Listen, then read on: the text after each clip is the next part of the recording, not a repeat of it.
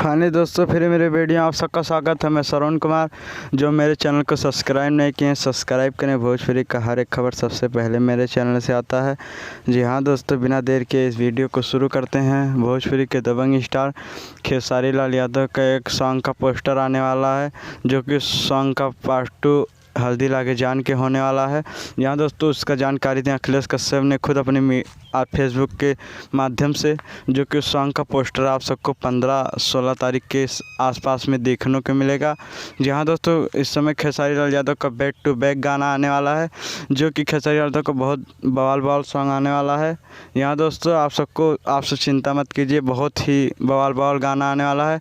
खेसारी लाल यादव का अनंता म्यूजिक से एक गाना आने वाला है सपना चौहान के साथ में, और खेसारी म्यूजिक वर्ल्ड से भी आने वाला है खेसारी लाल यादव का सॉन्ग, जो कि आप सबके बीच में जब आएगा तो गाना बवाल धमाल मचाएगा। और खेसारी लाल यादव का चहेता सॉन्ग भी आने वाला है, तो आप सबके बीच में 20 तारीख के आसपास में चहेता सॉन्ग का पोस्टर लॉन्च कर दिया जाएगा। यहाँ दोस्तों मेरा वीडियो आप सबको पसंद आए तो ज़्यादा से ज़्यादा लाइक करें, कमेंट करें, शेयर करें, सब्सक्राइब करें। धन्यवाद।